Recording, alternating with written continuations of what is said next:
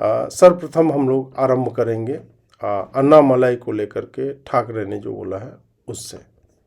काल परवाकडे कोणतरी एक तामिळनाडूमधून रसमलाई आली होती, तो सांगतो मुंबईचा आणि म्हणजे महाराष्ट्राचा संबंध काय, भडव्या तुझाच काय संबंध आहे इथे याचा?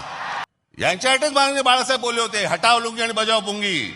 काल परवाकडे कोणतरी एक तामिळनाडूमधून रसमलाई आली होती, तो सांगतो मुंबईचा आणि म्हणजे महाराष्ट्राचा संबंध काय, भडव्या तुझाच काय संबंध आहे इथे याचा? यांच्यासाठीच माननीय बाळासाहेब बोलले होते, हटाव लुंगी आणि बजाव पुंगी। यहाँ पे राज ठाकरे ने जो बोला है वो बोल रहा है कि बहुत साल पहले बाल ठाकरे ने कहा था हटाओ लूंगी बजाओ पुंगी, और अभी एक रसमलाई आया हुआ है जिसने कहा है कि मुंबई जो है महाराष्ट्र का हिस्सा नहीं है।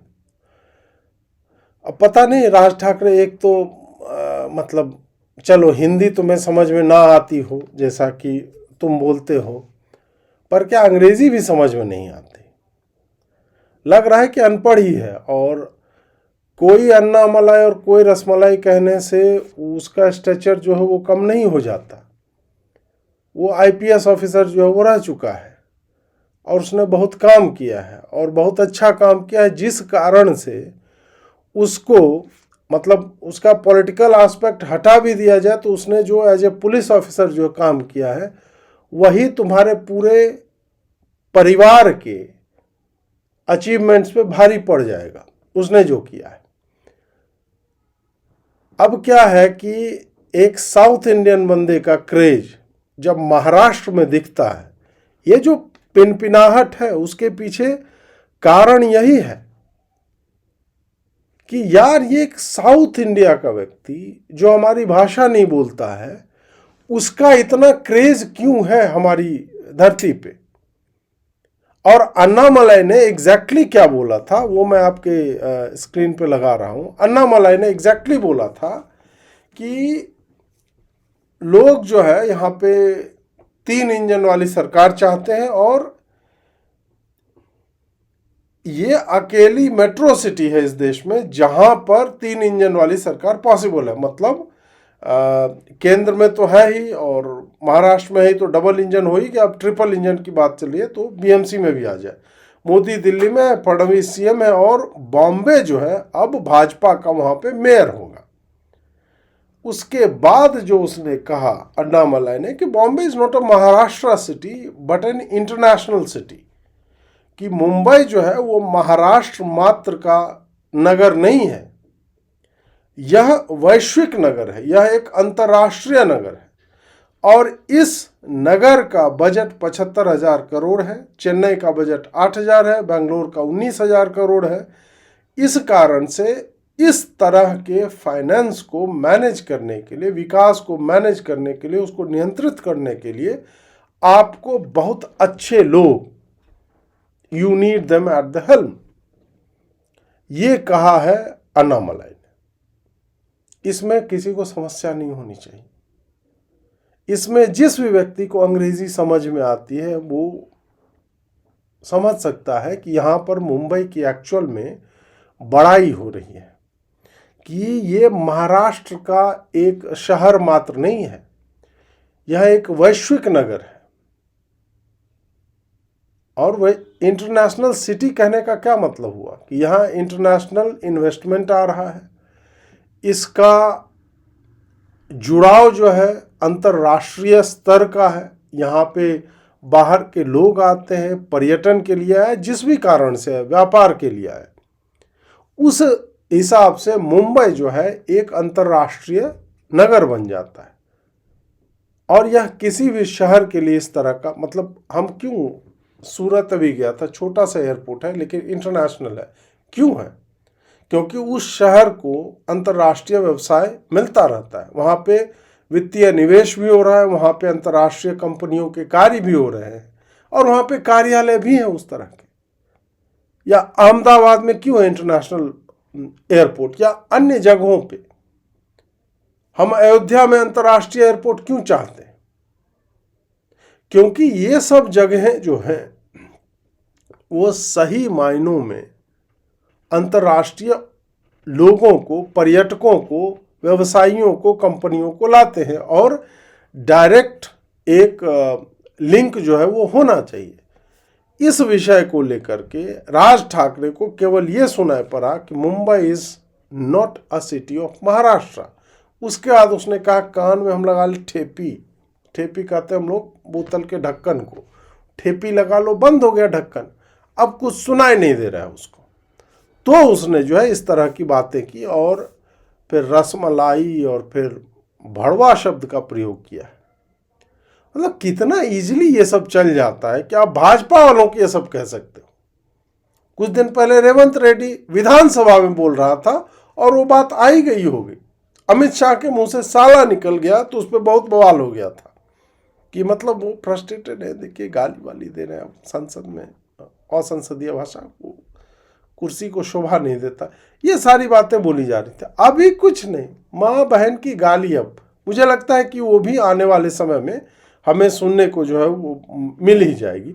बट राज ठाकरे ने ये कहा, ये विषय जो है बहुत ही गंभीर विषय है, बहुत ही गंभीर। मैं इस कारण से कह रहा हूँ क्योंकि ये केवल एक नेता द्वारा दूसरे नेता पे की गई टिप्पणी मात्र नहीं है।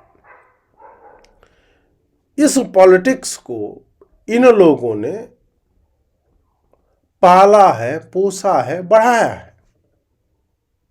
भाजपा भी जब तमिलनाडु में पेरियार को लेकर आप बोल नहीं पाते हो खुल्लम खुल्ला, अन्नामलाई नहीं बोल पाते हैं पेरियार को लेकर के, तो आपकी पॉलिटिकल कंपल्शंस है ना। आप एक्चुअली उन लोगों को एम्बोल्डन कर रहे हैं जो लोग जिस तरह की राजनीति करते थे उस तरह की राजनीति का विकृत रूप यह है कि हिंदी भाषियों को हम रहने नहीं देंगे, सनातन धर्म डेंगू है। तो आप बहुत ही कन्वीनियंटली सनातन धर्म डेंगू है उस पर तो अटैक कर देते हो, उस पर कहते हो कि नहीं ये गलत बोल रहा है, लेकिन पेरियार को आप नहीं छूते हो। कल्चरल मिनिस्ट्री की वेबसाइट पे अभी पेरियार जो रिफॉर्मर है। तो जब आप इस तरह की राजनीति को बढ़ावा दोगे तब जाकर के, ठीक है हम तो बिहारी हैं, हम हिंदी भाषी हैं, हमें तमिलनाडु वाले भी गरियाते हैं, हमें जो है मुंबई वाले भी गरियाते हैं, और हमें गरियाने पे आए तो कोई भी, आप उत्तराखंड में जाओ वहां भी गाली सुन रहे हैं, आप असम में चले जाओ वहां भी गाली सुन रहे हैं, मणिपुर में भी मार खा रहे हैं, कुछ दिन में मुझे लगता है उत्तर प्रदेश और मध्य प्रदेश में भी बिहारी और हिंदी भाषी पिटने लगेंगे। लेकिन हमने अपनी राजनीति में बदलाव आपको दिखाया। हमने न कास्ट को वोट किया, न लैंग्वेज प्राइड को वोट किया, न रीजनल प्राइड को कि मिथिला, भोजपुर और मगध, नहीं। हम इन सब चीजों से परे जाकर के 202 सीटें हमने जो है केवल इसलिए दिलाई कि हमें जंगल राज नहीं चाहिए। हमने राजनैतिक विषयों पे, सामाजिक उत्थान के विषयों को पकड़ा और उसके बाद वोट दिया। जाति अभी भी होगी, लेकिन जो जातिवाद आप कहा करते थे कि नहीं यादव यादव कोई वोट देगा, नहीं दे रहा है। यादव उस यादव को वोट देगा जिसके पास विजन है। आंख मूंद करके किसी लठैत को, रंगबाज को और उस तरह के लोग को नहीं देगा। हालांकि लठैत और रंगबाज भी 2-4 जगह पे चुने गए, यह भी सत्य है, परंतु वो अपवाद है। मोस्टली मैं बात कर रहा हूं। तो जब मैं अन्नामलाई के लिए इस तरह के शब्दों का प्रयोग होता देखता हूं कि लुंगी उठाओ बजाओ पुंगी, बाला साहब ने, अरे बाला साहब ने बहुत कुछ कहा था। बाला साहब ने सोनिया गांधी को लेकर के क्या कहा था, कांग्रेस को लेकर के क्या कहा था, और तुम इफेक्टिवली उन लोगों के साथ उठते बैठते हो। तुमने उनके साथ बैठ करके सरकार चलाई है। तुम जिस भाई के साथ बैठे हुए उसने उसी कांग्रेस की सहायता ली जिसको लेकर के उसके पिता मतलब जीवन बलिदान दे दिया, चले गए, स्वर्गवासी हो गए उनका विरोध करते करते। तुमने उनके आदर्शों की लाज कहां रखी? और आज तुम्हें मतलब कन्वीनियंटली ऐसी राजनीति, मुझे लगता है कि यदि अभी बाला साहब ठाकरे होते तो इस तरह की राजनीति नहीं करते। वो अन्नामलाई को देख करके उठाओ लुंगी बजाओ पुंगी नहीं बोलते। उस समय उन्होंने जो आरंभ किया, क्या वही एग्जैक्टली वही लाइन लेकर के जब जब उनकी मृत्यु होती है तब तक तो नहीं रहे ना। राजनीति बदलती है, चीजें बदलती हैं। आपका अपना जब वर्चस्व हो जाता है राजनीति में, फिर आप इन विषयों को त्यागते हैं जिसको लेकर के आपने आरंभ किया, या राजनीतिक रूप से आप अनुभवी होते जाते हैं तो आपको लगता है क्या पकड़ना है क्या छोड़ना है। और यहां पर जो राजनीति एग्जैक्टली तमिलनाडु में हो रही है, जिस पर तमिलनाडु के यही नेता चुप रहते हैं, आप डीएमके को अटैक कर दोगे उनके स्टेटमेंट के लिए, लेकिन जो विषय है आप उस पर अटैक नहीं करते हो। क्यों? क्योंकि आप जानते हो कि यदि मैं हिंदी भाषियों के साथ खड़ा दिखूंगा तो भाजपा को तमिलनाडु में वोट नहीं मिलेगा। For some reason you think on these lines. तो जहां तक इस विषय में अन्नामलाई को लेकर के जो भी बोला गया वो बिल्कुल सर्वथा अनुचित है, परंतु ये कहीं ना कहीं ये आपने जो बोया है अलग अलग जगहों पे, यही शब्द तो हैं। यही शब्द भड़वा, रसमलाई और लुंगी पुंगी केवल अपना रूप बदलता है। मूल अंतर्निहित घृणा जो है वो वही रहती है। और एक बिहारी या एक हिंदी भाषी जो है इसका सबसे बड़ा भुक्तभोगी है। तो अभी तो वैसे तो मेरे पॉपकॉर्न खाने का मतलब उस हिसाब समय है, परंतु फिर भी मैं ऐसे समय में वो चिरकुट वाला काम नहीं करूंगा। मैं इसका विरोध करता हूं, परंतु इसी भाजपा को या भाजपा के जो भी समर्थक हैं जो अभी अन्नामलाई के लिए एकदम से कि नहीं नहीं ऐसे कैसे कह दिया, वहां तक मैं आपके साथ हूं, परंतु 2 लाइन पेरियार के भी ऊपर सोचिए, जो हिंदू धर्म के ऊपर क्या कह रहा था उसको किस तरह। और मैं ऑलमोस्ट सर्टेन हूं 2028 में, उसके दिसंबर में या 29 के जनवरी तक यही भाजपा सरकार उसको भारत रत्न देगी। आप देख लेना, जब भी मतलब तमिलनाडु चुनाव के आसपास आप देख लेना, इसी पेरियार को भारत रत्न दिया जाएगा और सेलिब्रेट किया जाएगा एज ए रिफॉर्मर, ये मैं निश्चिंत हूँ। खैर आगे बढ़ते हैं, इस पे बहुत लोगों के रिएक्शंस आए हैं, वो सुना जाए। अन्नामलाई आया है कहाँ से? तमिलनाडु से। मुंबई में स्टार प्रचार है क्या बीजेपी का? हाँ, स्टार प्रचार है क्या बीजेपी का? वो मुंबई में आकर कहता है कि मुंबई महाराष्ट्र की नहीं है और राज्य के मुख्यमंत्री अब तक उसके ऊपर जवाब नहीं दे पा रहे। डिप्यूटी सीएम एकनाथ शिंदे भी चुप बैठे हैं, जो अपने आप को शिवसेना और धनुष्य बाण लेकर घूम रहे हैं ना, शिवसेना शिवसेना। अगर उनके पास असली शिवसेना होती तो अब तक अन्नामलाई की लुंगी छूट जाती मुंबई में। जवाब दीजिए फडणवीस और शिंदे कि आपका पार्टी का एक स्टार प्रचारक यहाँ आता है, नेता आता है और आपके मुंह पर थूक कर जाता है, वो बोल रहा है कि मुंबई महाराष्ट्र की नहीं है तो किसकी है भाई? पाकिस्तान की है? आप मुझे बताइए, बांग्लादेश की है, मलेशिया की है? आप बताइए ना किसकी मुंबई है? ये अन्नामलाई से हम सवाल पूछेंगे। अब अभी वो मुंबई में है क्या मालूम नहीं, भाग गया होगा डर के। उसके ऊपर FIR लॉज होना चाहिए। जो महाराष्ट्र का और मराठी लोगों का अपमान किया है ये अन्नामलाई ने। कृपा शंकर एक बात करते हैं, अन्नामलाई एक बात करते हैं, क्या आप मुंबई हमसे तोड़ना चाहते हो मराठी लोगों से? अरे संजय भाई, आप अनपढ़ हैं, दुर्बुद्धि व्यक्ति हैं, तो इसका मतलब ये थोड़े है कि आप जो बोल रहे हैं वही बोला गया है। आपको अंग्रेजी समझ में नहीं आती है या इंटरनेट कनेक्शन आपका खराब हो गया, वो कुछ समस्या है, तो इसका मतलब ये नहीं है कि आप जो बोल रहे हैं एक्चुअली वही घटित हुआ है। Mumbai is not a city of Maharashtra. उसके बाद भी बहुत कुछ बोला गया। अब क्या है कि इनके पास संभवतः मुझे लगता है कि कोई ढंग के विषय बचे नहीं हैं जिसको लेकर के ये लोग घेरें भाजपा को। तो बेचारों को ये सब जो है ये चिरकुट वाला काम करना पड़ता है कि यार अब क्या, उसने बोला कि Mumbai is not a city of Maharashtra. अरे इतने पे ही कि महाराष्ट्र का शहर नहीं है। संजय राउत को लगता है कि या राज ठाकरे जैसों को जो गलती राहुल गांधी या अन्य लोग करते हैं कि अन्नामलाई ने जो बोला वो क्या केवल इन्हीं के पास उपलब्ध है वो वीडियो? क्या वो सोशल मीडिया पे नहीं है? वो महाराष्ट्र के मीडिया में ये सब नहीं चल रहा है क्या? वो चल रहा होगा ना कि पूरा क्या बोला उसने। कितनी भी प्रो तुम्हारी मीडिया होगी वो पूरा तो चलाए, खाली इतना थोड़े चलाएगी Mumbai is not a city of Maharashtra, इतना थोड़े चलाएगा। उसका कहेगा धम, लेकिन उसके बाद और भी है। ये लोग एज्यूम करते हैं कि हम जो बोल रहे हैं वही लोग सोचेंगे, उसको लेकर के वोट करेंगे। ऐसा होता हुआ दिखता नहीं है। राहुल गांधी ने जो जो विषय उठाए, नोबडी फॉलोड इट।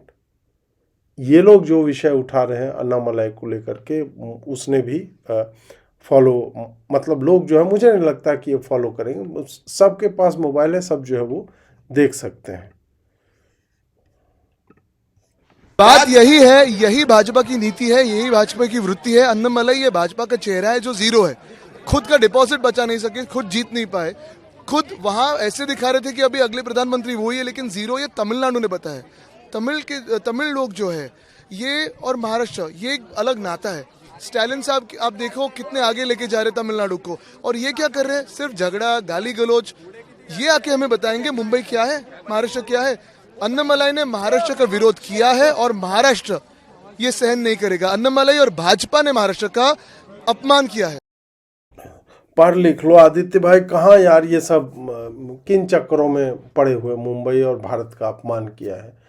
आपके शहर को इंटरनेशनल सिटी बोला तो अपमान कैसे हो जाता है? नई नई राजनीति करना है, ये हमें समझ में आता है, लेकिन यार कुछ भी बोलने से पहले तो थोड़ा तो एक रत्ती का तो स्टडी होना चाहिए कि इन लोगों ने किया। और संजय राउत जो है वहाँ पे कि लुंगी उतार लेते, अरे उतार के दिखाओ, आओ तो थोड़ा सा आरंभ तो करो। मतलब लगता है कि उतार लेते, उतार ही लो ना। ये करके एक बार देखो कि फडणवीस और एकनाथ शिंदे को तुम जो वो चैलेंज देते जरा सा उतार के दिखाओ। अब छोटे लौंडे लपाड़े जो है इस तरह से, संजय राउत का, अब मैं क्यों बोल रहा हूँ वो देखिए। संगठन मजबूत है हमारा।